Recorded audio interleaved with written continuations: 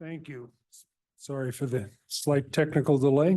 I'd like to welcome everybody to the Tuesday, July 23rd meeting of the St. Joseph County Board of Commissioners. Please stand for the Pledge of Allegiance. Pledge allegiance to the flag of the United States of America and to the republic for which it stands, one nation, under God, indivisible, with liberty and justice for all.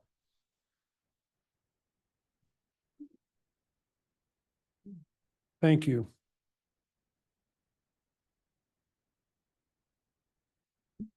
We don't have a consent agenda today. Okay. First order of business, opening and reading of bids for the Alexander Satellite Highway Garage. Good morning, Sky Meadows Department of Infrastructure Planning and Growth offices on the 7th and 11th floor of the County City Building. We have received two bids for the Alexander Drive Satellite Garage Project A, which is salt storage building, and Project B, which is site development. The first bid we received is from Majority Builders of South Bend, Indiana, and the second was from R. Yoder Construction of Napanee, Indiana. The first bid I will read is from Majority Builders, South Bend, Indiana. Bear with me here, please.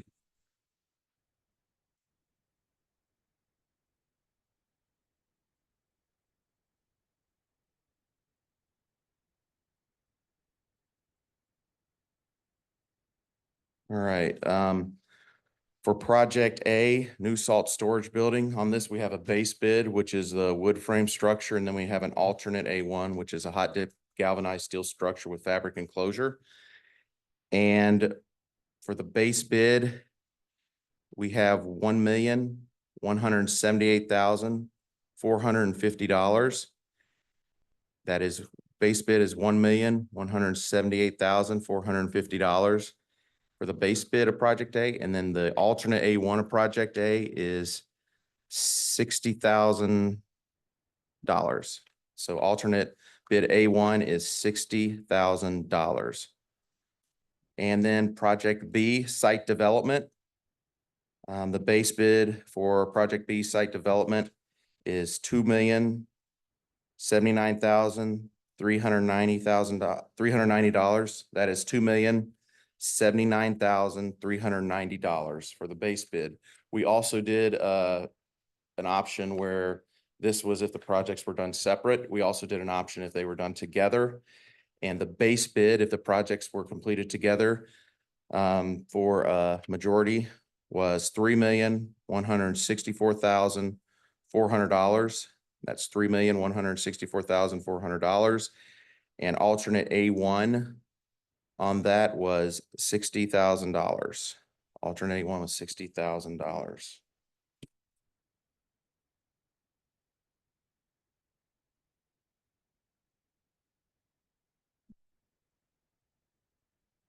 Next is the final bid that we received from R. Yoder Construction of Napanee.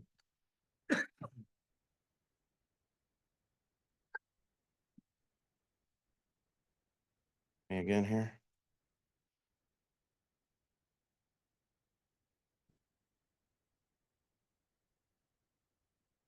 And the for Project A by itself, the new salt storage building was $1,051,214. That's $1,051,214. Alternate A1 of Project A is $55,500. That's $55,500. For Project B site development, the bid was $1,858,081. $1,858,081 for the base bid of Site B. If the combination of the two, Project A and B, the base bid was $2,848,837, $2,848,837, and the alternate A1 was $55,500. Is there anyone else wishing to submit a bid that I have not already read aloud? Seeing none, we request that the commissioners receive these bids and turn them over to engineering for review and potential award. A lot to consider, all those numbers. Yes. We'll make a motion to consider all of it. Second, Aye. aye. Thank you. Thanks, Guy. Next, board and commission appointments to the Economic Development Commission. Open nominations for that. I would like to nominate Becky Bonham. I will second that. Don't have any, there's no other nominations. Close Motion nomination. to close nominations. Motion to close them. Second, Chair Dieter, how do you vote? Aye. Commissioner Baxmeyer, how do you vote? aye. Motion carries. I'll make a motion to approve the, actually, it's a reappointment, but appointment of Becky Bonham to the Economic Development Commission. Second that. Commissioner Dieter, how do you vote? Aye. Commissioner Baxmeyer, how do you vote? Aye. Motion carries. Moving on to IPG, the Town of New Carlisle Water Agreement. Good morning, Bill Shalio, Economic Development Director, part of Department of Infrastructure Planning and Growth with offices on the 7th and 11th floor. Before you today is the agreement concerning water service and related matters. This is an agreement between the Town of New Carlisle, the County Commissioners, and the Redevelopment Commission. Just as a note, the Redevelopment Commission and the Town of New Carlisle have previously signed this agreement. This agreement is long in coming. This is an agreement to control and manage how the town and the county commissioners deal with the water systems in the New Carlisle Economic Development Area and in the larger service area. This agreement relates to the two water treatment plants, both the Cliffs plant and the SJEC plant. As part of this agreement, it lays out kind of the terms and conditions on how water is managed within the area. What we've done is we've done extensive research, realized that of the safe yield of the aquifer, that at this point in time, the agreement shouldn't extend beyond 24 million gallons of water a day used by the two water treatment plants. As you go through the agreement, the town council has certain responsibilities in this agreement. They're responsible for managing the water system, setting rates and conditions, doing operations and maintenance to the water treatment plant. And the county's responsibility is to pay for improvements for new prospects, but also other project elements within the economic development area. As part of the agreement, there's a joint board that's created to help manage the water system and oversee the different elements of the project. And then as work is done, as the redevelopment commission, the county, if you will, do improvements, the water improvements are then turned over to the town and owned by the town for maintenance and management. Excuse me. This agreement requires a 5-year review cycle on rates. And then as part of this, there's a depreciation fund that's created to help manage the long-term needs of the improvements that are made. The depreciation fund is a fund managed by the town. As we go through the agreement further, design work is required to be coordinated between the town and the county. And then as we look long-term, there's upgrades that are going to be required to the Cliffs plant. The Cliffs plant is the older of the two water treatment plants. And then also there's a requirement within the agreement in section 4.7 for additional water capacity in the event phase 2 of SJEC, the St. Joe Energy Center project. If that project were to move ahead, there's requirements for the county being responsible for creating the extra capacity within the network. So paying for those improvements. Again, the operation of the water facilities is to be managed by the town with casual oversight by the county through the joint board. Professional fees in section 5.2, there's a requirement that the county pay a certain amount of fees up to the amount of 300,000 to catch up the town to help modernize some of its contracting and to help cover some other additional costs related to bringing the O&M and the contracts and the rate structures up to a current condition. And then as we move forward, again, in section 10, or on page 10, section 6.1, there's a capacity of 24 million gallons a day, aquifer limitation. In the event that there's additional projects that come in that require additional water, we'd have a mechanism to go forward and make those improvements, but it would require additional study and agreement. As part of this project, there's also a reimbursement area that's established. As new users are connected into the system, the county gets a percentage of rates as established by a fee structure within section 8.1 of the agreement. The EDU, the development unit requirement cost is established in this document. The EDU charges is for each new user within the service area or within the reimbursement area of the service area. This will extend for a 10-year period of time, and this will allow rates, a portion of the fees to come back to the county for payment for other services and other things. Again, this is an agreement that's been worked out. We spent about 6.5, maybe 7 months negotiating this agreement. This is an agreement that really benefits both parties, the town and the county, and we would just ask for your favorable approval, please. Before we, well, first of all, any questions? Before we go on, we do have somebody who would like to take advantage of the fact that we've changed our rules a little bit and speak on any issues that are on the agenda. And I believe Mr. Caruso wishes to offer a comment.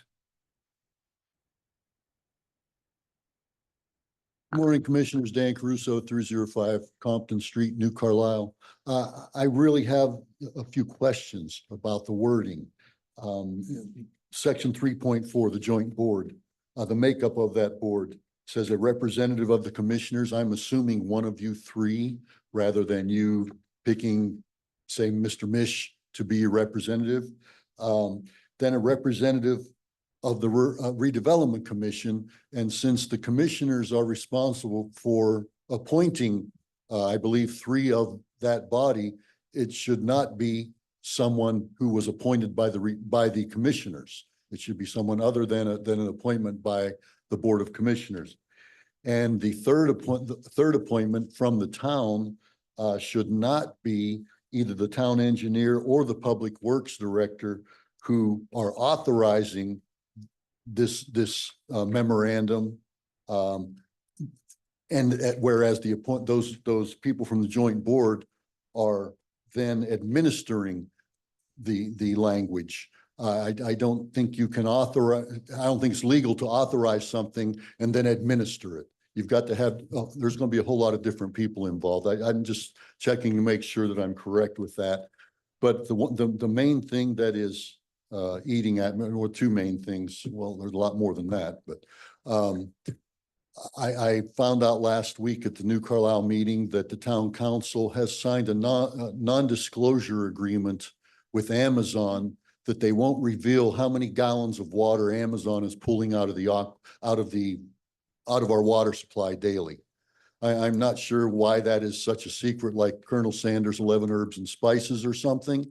I don't understand. How are we supposed to keep track of whether we're going to go over that 24 million cap that then is going to trigger further review of whether we need to, I don't know, ration or cut some people off when they reach a certain point.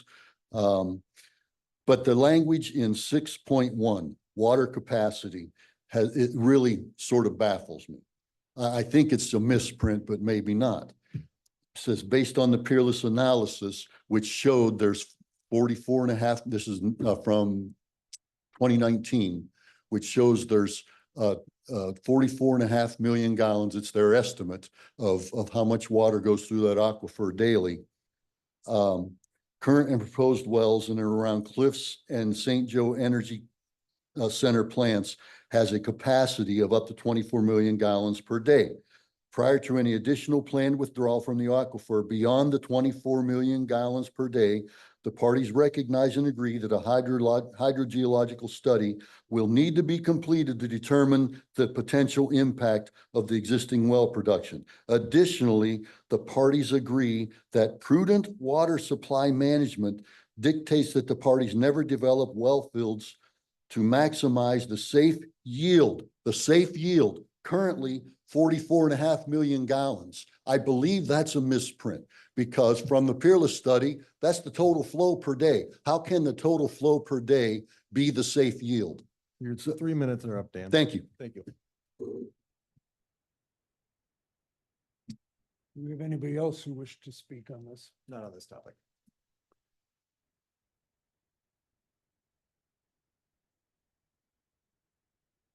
Approval. I will second that. Commissioner Dieter, how do you vote? Aye. Commissioner Baxmeyer, how do you vote? Aye. Motion carries. You made some good points. Okay. Next is the water and sewer infrastructure agreement. Mr. President, we're going to ask that this matter be tabled at this time. We have some additional definitions and some additional language that needs to go into the agreement. The agreement was approved by the redevelopment commission in its last meeting. And so the redevelopment commission will need to reapprove this agreement. So we just ask that you just table this at this time, please. I'll move we table this. Second. Commissioner Dieter, how do you vote? Aye. Commissioner Baxmeyer, how do you vote? Aye. It's been tabled. And finally, the consent agenda for IPG. Have a motion to approve? Second. Commissioner Dieter, how do you vote? Aye. Commissioner Baxmeyer, how do you vote? Aye. Motion. Next, we'll move on to public comments, general public comments. Let's have Cheryl Nix online. Okay. Cheryl, we're ready for you.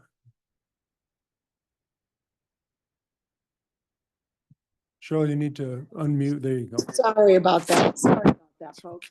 Technical difficulties. Hang on a second. Oh, my gosh. Okay, here we go. All right. There we go. Good morning, gentlemen.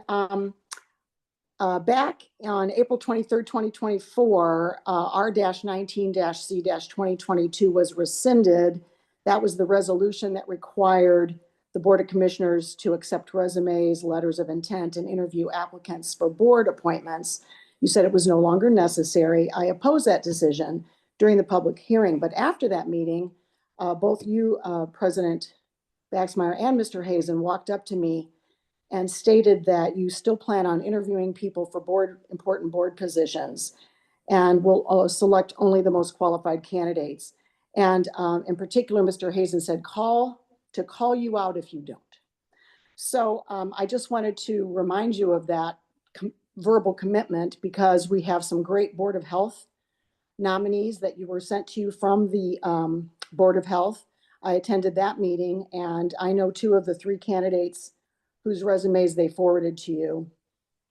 I look forward to hearing from them that you've interviewed them. I realize you probably can't interview them all together because that would be violating open door policy, but each one of you.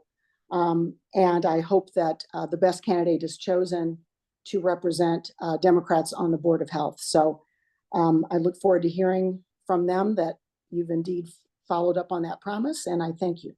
Bye. Anyone else? Mr. Mish, that's it. Well, thank you, everyone. I'll make a motion that we recess. Second. Commissioner Dieter, how do you vote? Aye. Commissioner Baxmeyer, how do you vote? Aye. Motion carries. Thanks, everybody.